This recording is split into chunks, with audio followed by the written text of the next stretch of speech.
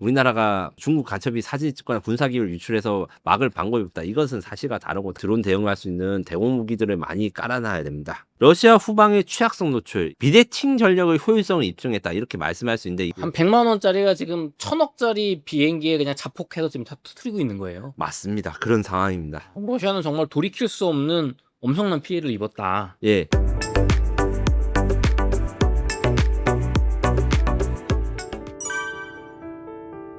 기자님, 그러면 이제 러시아 측에 얼마나 피해를 입었는지 공식적으로 브리핑이 러시아 측에서 나온 정보도 좀 있습니까?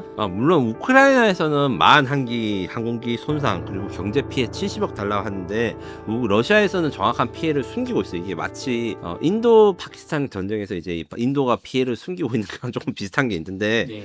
그래도 우리는 위성이 있고 위성 사진 분석하는 그러니까 저보다 돈이 조금 더 많은 이런 매니아 분들이 외국에 네. 많으세요.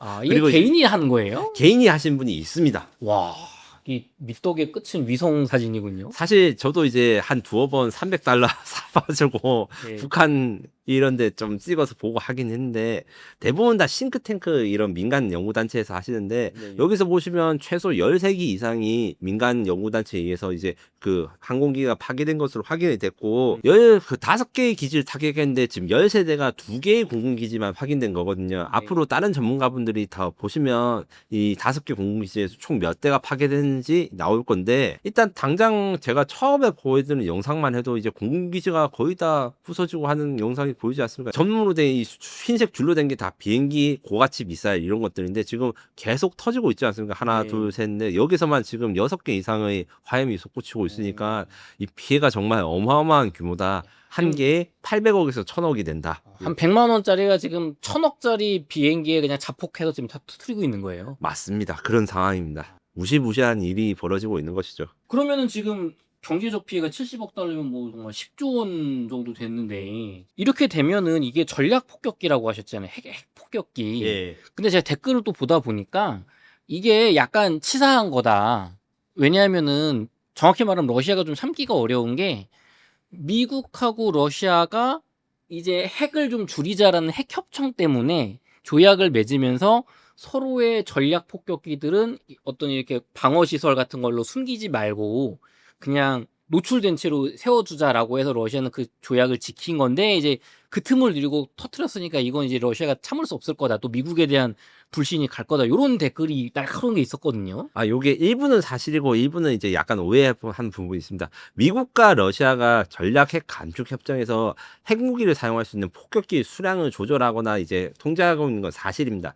그런데 미국이 이것을 우크라이나가 이런 공격을 했기 때문에 러시아의 핵무기 자산들이 줄어든 것도 사실인데 문제는 이제 노출되기로 약속하고 이런 것은 아니고 우크라이나는 러시아 공군이 워낙 열악하다 보니까 대한민국 공군은 북한이 하도 미사일을 쏴대고 이러니까 공군 이제 근무하신 분들은 아마 알 거예요.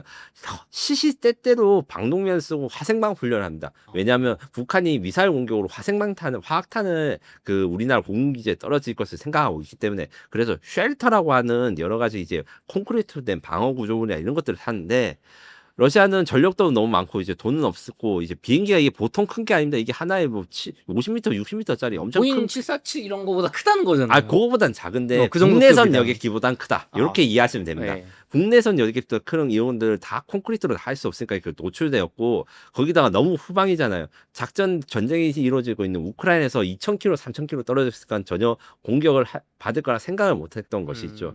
그래서 여기서 노출되어 있는 게 약속인데 이걸 어겨서 치사한 것이다. 요건 사실과 다르지만 네, 그것은 사실과 다르지만 이 우크라이나가 러시아의 핵 전력을 줄였기 때문에 그 핵 위기로 러시아가 해석할 수 있는 여지는 있다. 요것은 조금 문제가 될 것으로 생각합니다. 이게 뭐 전술적으로는 굉장한 성과지만 이게 전략적으로 위험해질 수 있다라고 보는 시각들은 핵 전력을 건드렸기 때문에 우크라이나가 선을 넘었다라고 하시는 분이 계시고 반대로 또 댓글을 제가 보다 보니까 아니 전쟁에 선이 어딨냐 그런 게 어딨어 그냥 부시고 봐야지 이런 게 있는데 이거 어떻게 보세요? 요거는 사실 저는 좀 둘 다 없다 이렇게 중립적인 표현을 하고 싶은데 왜냐하면 기본적으로 전쟁의 선이 없지만 지금까지 이루어진 그러니까 2차 세계대전 이후 이루어진 핵전력 그 전쟁 같은 경우에는 핵무기 사용이 항상 포기되거나 아니면 고려하지 않는 방향으로 갔습니다. 가령 이제 사람들이 잘 모르는 1982년 그 포클랜드 전쟁 같은 경우에도 이제 영국이 핵 어뢰를 사용해가지고 아르헨티나 잠수함을 잡으려 했다가 이게 안 된다. 아르헨티나는 핵을 가지지 않는 국가이기 때문에 우리가 핵을 먼저 쓰면 안 된다. 이래서 포기된 바가 있고 이런 것들 지금까지 우크라이나 러시아 전쟁에서도 일단 러시아가 핵 협박은 했어요. 핵무기를 쓰겠다, 전술을 쓰겠다 했는데 실제로 쓴 적은 없기 때문에 내가 쓴 적도 없는데 이 전력을 공격하는 것은 좀 부당하다. 이렇게 말할 수 있는 시각도 있지만 우크라이나 입장에서는 핵 협박을 받는 것 자체가 문제고 핵 협박을 줄일 수 있는 것이 무엇인가 했을 때 러시아의 핵 전력이라 할 수 있는 이 전략 폭격기에 대한 공격을 하는 게 유일한 해결책이었다.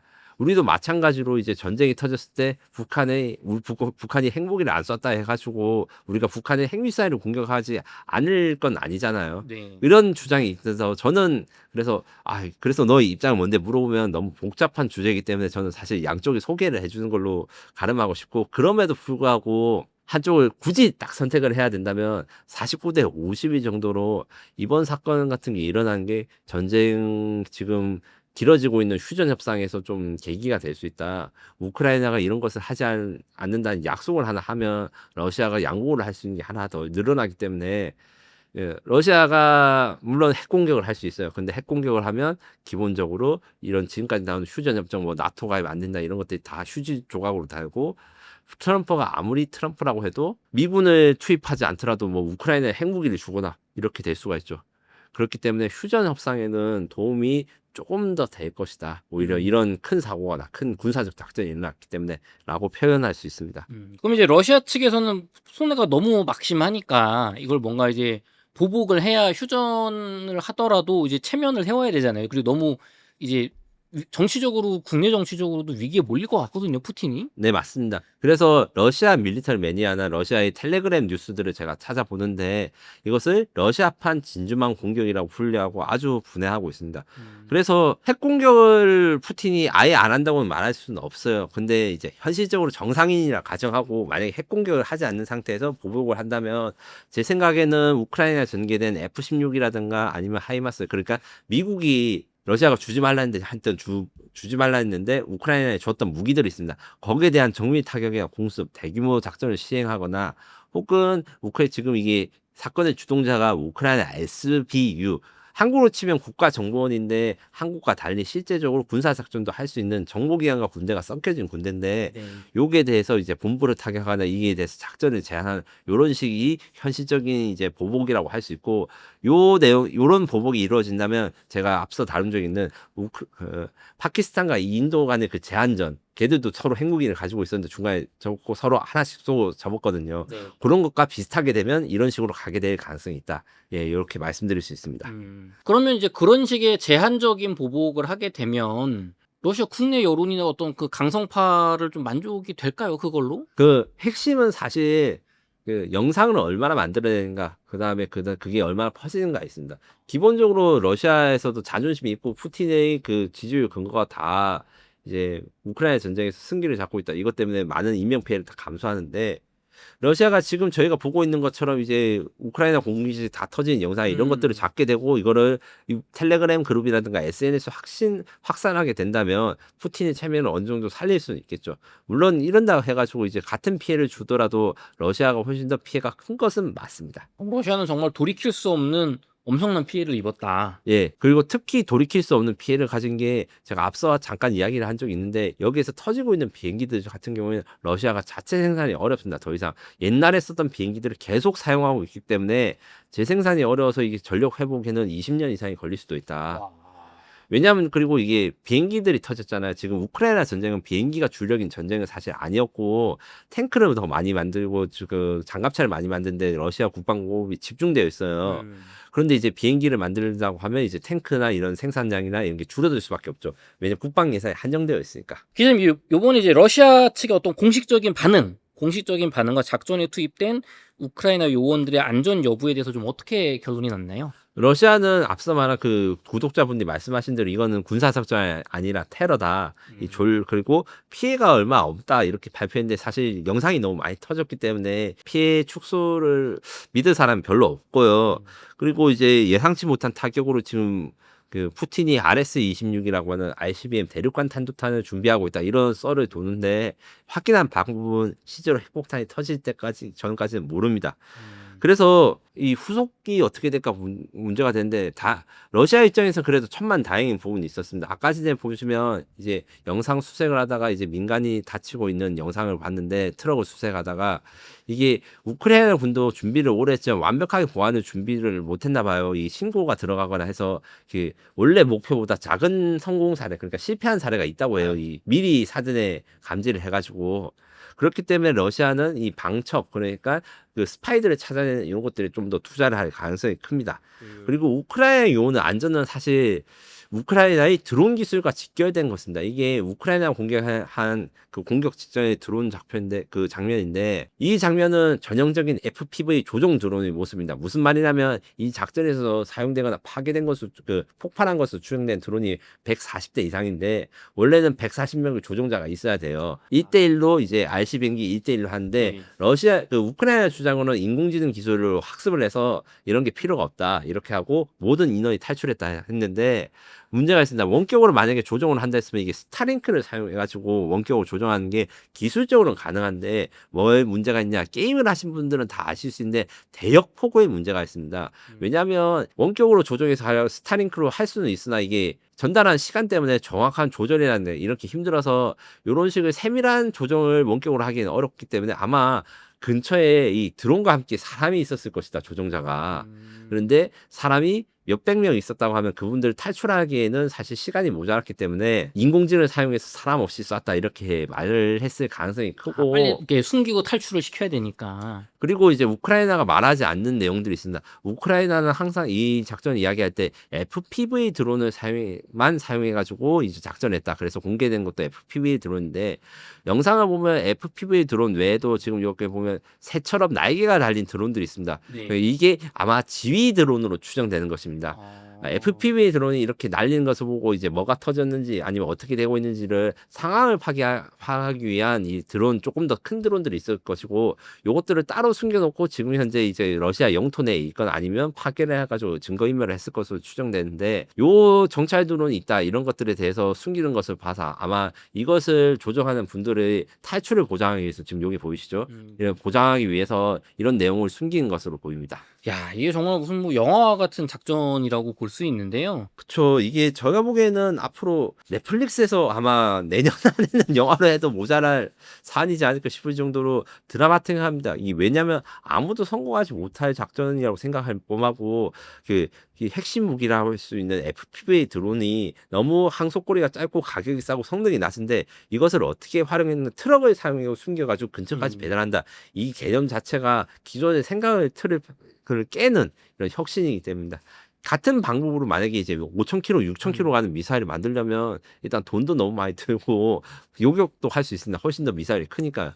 이런 것들을 해결한 게 아마 21세기 전쟁이 될 것이고 제가 이번 사건으로 많은 것들이 변할 수 있다고 생각한 게 아마 그래서 전쟁이 났을 때는 원래 군인과 경찰의 대한민국 같은 경우는 정확하게 법적으로 구분되어 있고 이제 간첩도 업무도 이렇게 됐는데 어떻게 보면 이런 복합적인 군인과 경찰의 임무를 하는 사람들이 이런 테러 사건에 있는 대응을 하거나 아니면 원래는 수사를 하는 헌병이라든가 포병 뭐 공병들은 서로 엮일 일이 없어요. 군 생활 하신 분들은 다 알겠지만 각자의 일을 하게 되는데 이게 직장인들이 지금 AI가 발전해서 한 번에 이제 여러 가지 일 뭐 기사도 쓰고 편집도 하고 영상도 하고 이런 것처럼 여러 가지 임무를 하게 된 새로운 군인들이라는 역할이 필요하게 될 것이다. 이런 예언을 할 수 있습니다. 기자님 그럼 이제 미국이나 유럽 그다음에 우크라이나 내부의 국민분들의 반응은 좀 어떤가요? 저는 지금 미국에 대해서 반응을 좀 조사해 봤는데 트럼프한테 이 작전을 알려주지 않은 것은 사실인 것 같아요. 물론 러시아는 트럼프가 다 알고 있는데 묵인한 거다. 묵인한 거다 이렇게 주장을 하고 있습니다.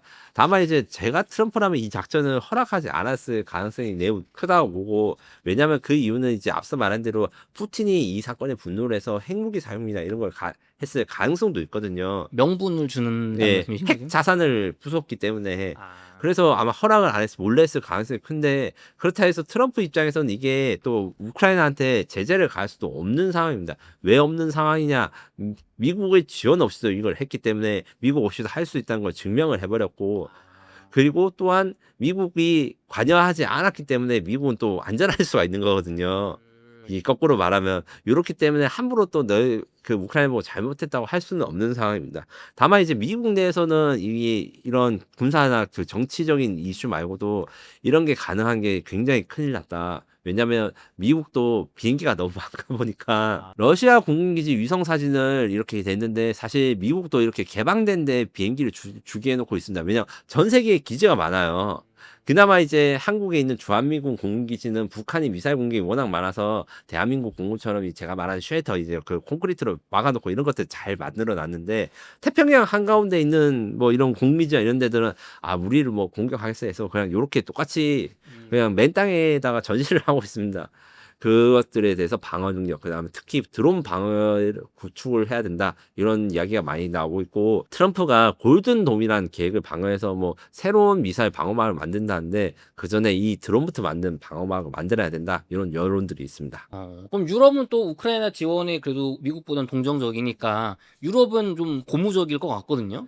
유럽은 지금 영국 총리가 대놓고 러시아랑 대립각을 한 걸로 유명한 알씨들인데, 그 영국 총리가 대놓고 우크라이나 칭찬했고, 지금 독일 같은 경우나 프랑스 같은 경우는 다소 관망을 하고 있어요. 왜냐하면 유럽 입장에서는 이런 우크라이나한테 무기를 공급해주고 이렇게 해야지 자신들 영향력이 유지되는데, 독자적으로 작전을 실행했기 때문에 이런 영향력이 줄어들 문제가 있고, 여기다가 이제 지금 또 한 번 더 이런 사건을 일으키고 하면 이제 푸틴이 어떻게 될지 모른다. 핵무기 사용이 되면 이게 우크라이나만의 문제가 아니라 유럽 전체의 문제가 될 것이기 때문에 좀 예의주시하면서 있습니다.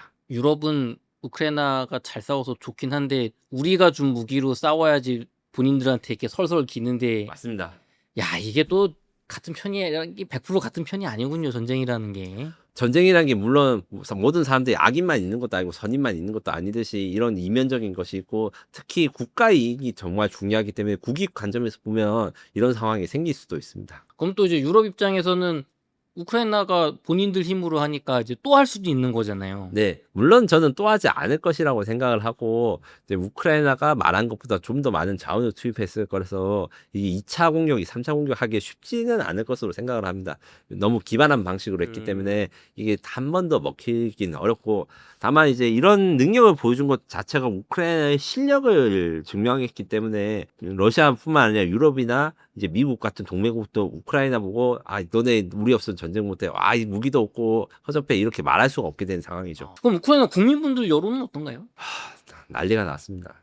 이게 진짜 농담이 아니고 이순신 장군이 12척의 배로 왜군들을 부쉈던 거와 비슷한 정도의 일이 있습니다. 물론 우크라이나 군이 지금까지 군사적인 승리를 가진 것은 많고, 뭐 드론보트를 사용해가지고 거대한 배를 격침시켰다가 이런 것들이 많은데, 이 규모가 장난이 아니고 무엇보다 파괴를 한 대상이 우크라이나의 수도 키이우를 공격했던 미사일을 싣던 그 비행기들을 공격한 거기 때문에 의미가 각별하게 된 것이죠. 기자님, 이번 거미줄 작전이 군사 전략적으로 새로운 미래 전쟁을 열었다라고 아까 서두에 얘기해 주셨는데 어떻게 좀 평가할 수 있을까요? 이게 무기들은 모두 다 전술 무기랑 전략 무기로 나눠집니다. 무슨 말이냐면 전술 무기는 전선 근처 가까운 곳에서 싸우는 무기고, 전략 무기는 먼 곳에서 적의 능력 자체를 공격할 수 있는 장거리 무기를 이야기합니다. 지금 이번 사건에서 파괴된 전략 폭격기는 그래서 10,000km, 15,000km를 비행할 수 있기 때문에 전략 임무를 가지고 있다. 핵무기를 가진 것도 있지만 그런 의미가 있는데, 여기서 전략 폭격기를 파괴한 드론은 대표적인 전술 무기입니다. 전술 무기 중에서 가장 싸고 가장 저렴한 건데, 이걸 전술과 전략의 무기의 경계가 허물어졌기 때문에 기존의 틀을 깬 사고를 한 신개념 무기 체계들 많이 만들 것이고 비대칭 전력의 효율성을 입증했다 이렇게 말씀할 수 있는데 이걸 좀 풀어서 쓰면 비대칭이란 건 대칭의 반대말입니다. 탱크는 탱크로 싸우고 전투기는 전투기로 싸우고 폭격기는 폭격기로 싸우는 게 현대적인 대칭 전력의 개념이고 이게 일반적인 거예요. 그리고 당연한 건데 상대방은 엄청 비싸고 좋은 걸 무기를 쓰는데 우리가 아주 저렴하고 싸거나 아니면 단순한 전혀 다른 종류의 무기로 공격했을 때 이거는 비대칭 전력이라고 합니다.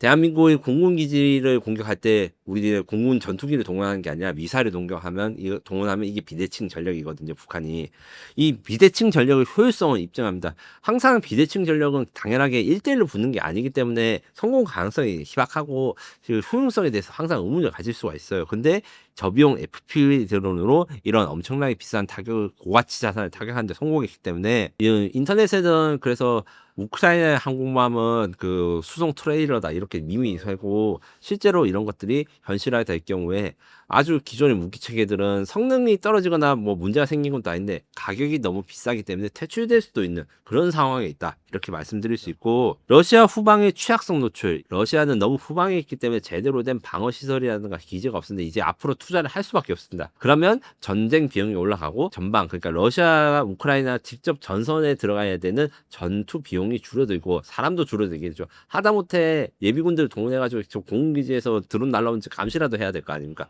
그 인원들이 이제 원래는 전선에 투입돼야 되는데 그러면 전선에 투입되는 러시아군 병력이 줄어들면 우크라이나의 약세가 좀 더 줄어들 수 있다.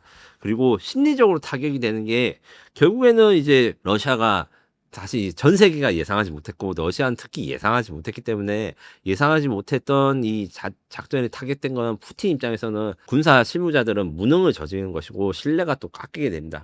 같은 작전을 의미한 군사 작전 이걸 해야 된다 저걸 해야 된다 하면 의심부터 생기고 그 스탈린이 그런 거 잘했지 않습니까? 아유, 히틀러랑. 그리고 이제 북의 김정은도 사실 좀 그런 스타일인 것 같아요. 제가 보기에는. 네. 그렇기 때문에 불안감 조성이 결국 전투 효율 그러니까 지휘 통제에서 문제를 일으킬 것이고 마지막으로 창의적으로 했기 때문에 이 폭발물 확보했던 거에 좀 의문이 남지만 그래도 우크라이나가 적의 자원을 활용해가지고 이런 공격을 했다. 이거 자체는 사실로 보이고 앞으로 이런 혁신적 전술이 많이 할수록 그러니까 이제 돈과 군사력으로 하는 게 아니라 아이디어가 전쟁을 지배할 수도 있는 가능성이 있다고는 말씀드릴 수 있습니다. 근데 이게 또 중국이 연루가 되었다는 또 설도 있다면서요? 앞서 말씀드렸듯이 지금 현지에서 물건을 조달했을 가능성이 많이 제기되고 있어요. 특히 FPV 드론 같은 경우에는 지금 여기서 볼 때 창고에 이 드론이 쌓여있으면 러시아 경찰 입장에서는 처음에 원래는 무슨 생각을 하느냐.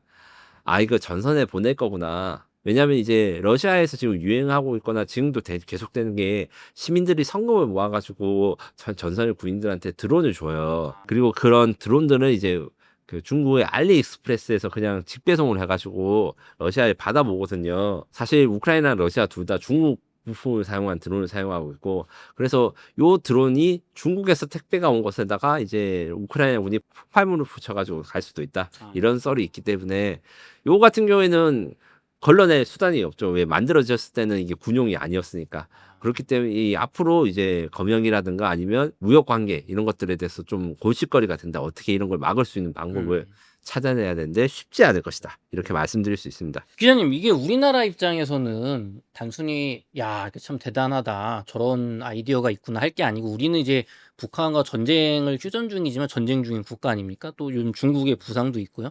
또 우리나라는 국토가 작기 때문에 정말 마음만 먹으면 저런 공격 얼마든지 할 수 있을 것 같은데 우리나라는 그럼 비행장은 지금 북한의 저런 공격이 안전한 건가요? 천만 다행인 부분과 불안한 부분이 있습니다. 일단 불안한 부분도 말하면 북한과 우리나라의 중심은 굉장히 짧고 우리나라 북한은 이제 서로 러시아랑 우크라이나처럼 말이 통하지 않습니까? 이 첩보원이 활동하기 좋은 활동인 게 사실이고 이것들을 잘 전시에 걸러내는 것이 중요한 것이 좀 위험한 요소입니다.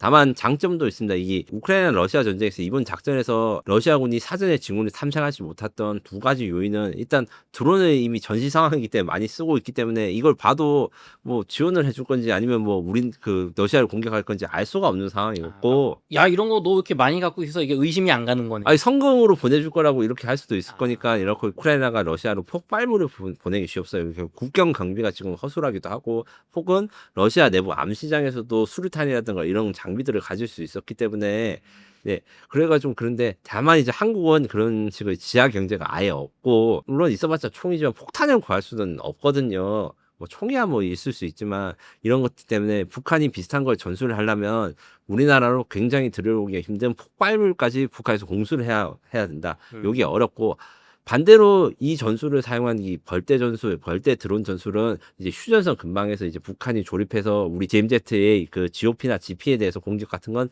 할 가능성이 크다. 이런 스웜이라는 벌떼 공격들을 이제 만들 수 있는 역량이 북한이 있을 것이다. 이게 있고 또 민간 인프라를 활용해서 군사적 타격을 하는 역사상 가장 성공적인 작전이기 때문에 우리는 이제 민간 인프라를 어떻게 활용해야 될지 요게 대한 고민이 필요한데 북한의 경우에는 지금도 중국의 민간 부품을 사용한 드론을 사용해서 이제 드론 방어 훈련 같은 걸 하고 있다고 해요. 그렇기 때문에 우리가 좀 고민해야 될 것이고 반대로 저는 이 생각도 해봅니다. 이번 사건을 북한에도 활용을 해가지고 저는 어제 이게 그 군용 드론 전문가분들한테 한번 가이드를 들은 건데 요거를 역용해서 북한에 우리가 드론을 숨겨놓고 북한 핵미사일이나 아니면 중요한 기지에다가 갖다 놓은 다음에 뭐 전쟁이 징후가 있거나 아니면 뭐 꺼내 놓으면 드론을 원격으로 작동시켜서 공격할 수 있는 능력 우리가 가지고 있다. 우리도 할 수 있으니까 그렇게 해보자는 아이디어도 있긴 합니다. 근데 이게 기존의 어떤 공항이라든가 주요 군사 시설은 적의 미사일이나 적의 폭격기, 비행기, 전투기를 막는 데 초점이 맞춰져 있는데 이런 작은 정말 드론들이 막 정말 수백 대 수천 대 날라오면 이걸 다 요격을 할 수가 있나요? 예, 정확한 문제 제기이고 사실은 이 사건이 벌어진 전에도 이게 문제들이 많이 있었습니다. 지금 인천공항이라든가 아니면 그 우리 뭐 용산 대통령실 근처 이런 데는 드론 방어 장비랑 드론 제머 같은 게 있는데 이미 운용되고 있으나 이게 현실적으로 좀 더 기능 발전이 필요합니다. 왜냐하면 이제 그 드론을 구별하거나 합법 드론과 불법 드론을 구별해야 되고 전쟁 나면 일단 무조건 다 떨어뜨릴 수 있는데 일단 지금은 전쟁이 안 났기 때문에 이게 확인을 해보고 부사야 되는 문제가 있어서 이런 것들에 대한 대드론 체계 구축이 정말 좀 심각하게 이야기가 돼야 되고 다행인 점은 지금 원래 우리나라 방공포병 그러니까 우리나라 대공포를 만드는 부대 그 운용하는 부대라든가 이런 데들은 드론을 대응할 수가 없었어요. 근데 드론 대응하는 무기들이 조금씩 생겨나고 지금 적용이 되고 있습니다. 어떤 방식이냐면 이제 기관포를 쏘거나 이런 그 자주 대공포에다가 드론 제머를 달아가지고 드론이 탐지되면 드론 방향으로 제머를 쏴가지고 이제 떨어뜨리거나 이런 것들이 시도가 되고 있는데 이번 사건이 벌어졌으니까 이런 것들을 좀 더 가속화시켜가지고 드론 대응할 수 있는 대공 무기들을 많이 깔아놔야 됩니다. 이게 북한이 정말 마음만 먹으면 인천국제공항에 저런 테러 저지른 우리나라 물류가 마비되고 정말 국익이 엄청난 손해가 뭐 천안함 사건처럼 할 수도 있는 거 아니에요? 네, 맞습니다. 그렇기 때문에 이미 인천공항에 있는 드론 방어 체계가 있긴 있는데 이게 앞으로 좀 더 발전하거나 아니면 북한이 결국 우크라이나 러시아 전쟁처럼 계속 3개월, 4개월마다 새로운 형식의 드론이 나오거나 아니면 전혀 예상하지 못했던 기능들이 나오거든요. 어떤 게 있냐면 원래는 원격으로 이제 그 DJI 드론에 똑같이 원격으로 조정했다가 이게 전파 방향이 막히니까 광섬유 드론을 씁니다. 광섬유 드론이라는 거는 이제 섬유 줄로 그 정보를 연결할 수 있게 하는 연같이 일종의 엔진 난리 연이 되는 거죠. 그렇게 하다가 이 요새는 또 어떤 것이 있냐면 인공지능을 달아가지고 스스로 적을 포착할 수 있는 이런 것들도 시도가 되고 있고 여기다가 이제 LTE 그 쉽게 말해서 휴대폰을 드론에 달아가지고 텔레그램 메시지라든가 이런 것들의 명령어를 받으면 드론이 방향 전환하거나 명령을 할 수 있게 돼요. 요 같은 경우에 문제가 뭐냐면 요거를 막을 수는 있으나 요게 이 드론 이런 LTE 드론을 막기 위해서는 LTE 망 자체를 셧다운 시켜야 됩니다. 그럼 우리도 이제 통신이나 휴대폰을 못 쓰게 되는 거죠.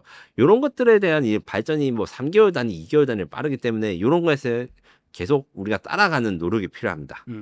그 저는 좀 우리나라 지금 그 이재명 대통령께서도 제발 좀 오산 공군기지 그 중국인들이 드론으로 막 촬영하다가 잡혀가가지고 아 이게 뭐 혐의점이 뭐 그냥 없다 뭐 간첩 법도 뭐 허술해서 풀어줬더니 또 며칠 뒤에 가서 또 찍었다면서요 그 사람들이. 네, 요게 대해서 사실 저거 취재한 게 있어가지고 잠깐 이야기를 해드리자면 이 두 가지 종류가 있습니다. 일단 기본적으로 저 같은 밀리터리 매니아들은 비행기 사진 찍을 때 목을 잡아서 찍는데 여기서 꼭 지켜야 되는 게 군사 시설을 찍으면 안 됩니다. 그러니까 비행기 날아가는 거 찍는 것 자체가 불법은 아니에요. 근데 그 찍는 과정에서 군사 시설 찍으면 그 우리 기지 방어가 어떻게 되는지 파악할 수 있기 때문에 규제를 하고 있고 이번에 한번 걸렸다가 한 팀이 구속되고 한 팀은 지금 풀려났는데 그 과정에서 사실 풀려난 분들에 대해서 이제 정확하게 제가 말씀드리자면 이게 정치적인 내용 없습니다. 그 풀려난 분들이 와 우리나라 정부가 봐줘서 하는 게 아니고 이 군사정보보호법에 저촉되지 않는 게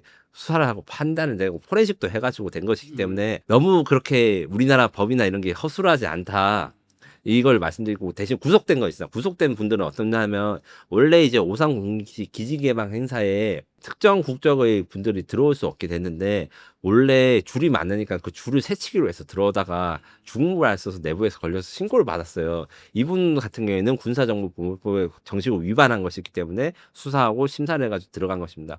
그래서 걱정하시고 중국 간첩에 대해서 하신 분들 저도 걱정을 많이 하는데 정확하게 우리나라가 중국 간첩이 사진을 찍거나 군사기를 유출해서 막을 방법이 없다. 이것은 사실과 다르고 다만 이제 간첩법은 간첩법이 적용할 수 있는 부분이 약간 다른데 군사기밀 정보보호법을 사용해가지고 이런 건 되고 풀려났다고 해서 이게 모든 게 다 문제가 아니라 이제 그걸 번인데 이제 규정에 따라서 그다음 우리나라 군사보안 규정에서 합치됐으면 풀어줄 수밖에 없고 그 규정에 대해서 문제를 가지는 것은 가능하지만 제가 보기에는 우리 경찰이라든가 이런 게 이 정치적 상황과 전혀 별개로 자기 임무를 잘 수행하고 있다 이렇게 좀 믿어주십사라는 말씀을 드리고 싶습니다. 그게 너무 저는 처벌 규정이 약한 것 같아요. 중국은 뭐 굉장히 강하게 처벌을 하지 않습니까? 본인들 보호를 위해서. 예, 그리고 요번에 러시아 우크라이나 전쟁 요 사건도 보면 드론 폭격 사건도 보면 결국에는 우크라이나가 말도 통하고 또 이제 인적 네트워크를 통해서 이런 군사 정보를 다 사전에 수집해 놨다가 지금 작전을 성공시킨 거잖아요. 맞습니다. 저희도 좀 이런 인적 강화 그리고 최근에 SK텔레콤 해킹 사건도 있는데 네.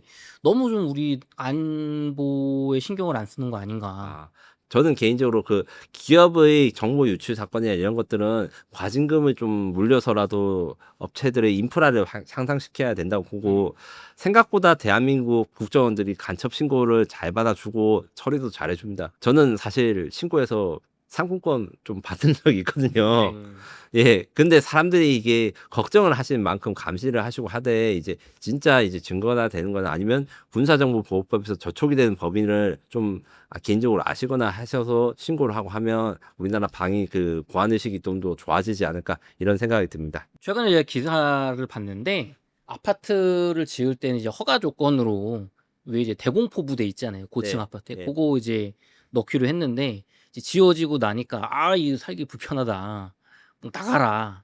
이게 좀 우리나라 국민분들의 안보 인식이 정말 처참하지 않는가 이런 건. 그런 사건에 대해서 이것도 사실 제가 취재한 부분이라서 좀 말씀드릴 수 있는데 기본적으로 이제 그 좀 민감한 부분이 한데 우리나라 이제 수도 서울 방위하기 위한 대공포 진주 중에서 고층 빌딩에 있는 것이 있고 이분들을 보급을 줘야 되기 때문에 엘리베이터를 하나 드려야 됩니다. 왜냐하면 저 그 탄약이라든가 식량 같은 걸 수송을 할 수 있어요. 그러니까 그쵸. 이런 것들에 불만을 가지시는 분도 있는데 사실은 우리나라 법적으로 이런 불만은 접수가 안 되는 것이고 다만 이제 지방자치단체나 이런 좀 분들이 불편해 하실 수도 있지만 최대한 이런 것들을 좀 이해해 달라. 그리고 이제 법적으로 이런 거는 허용이 되는 것이다. 이렇게 말씀드려야 되는데 기본적으로 수도 서울이 북한과 계속 가까운 수도가 이렇게 가까운 이 적국이랑 가까운 나라는 사실 없거든요. 이게 문제가 있고 여러 가지 어려움이 있어서 당장 우리가 수도 서울을 포기하거나 갈 수는 없고 저도 뭐 서울에 살고 있으니까 하는데 어쨌든 우리가 안보를 신경 쓰고 하면 우리나라의 안전이라든가 이런 걸 하기 위해서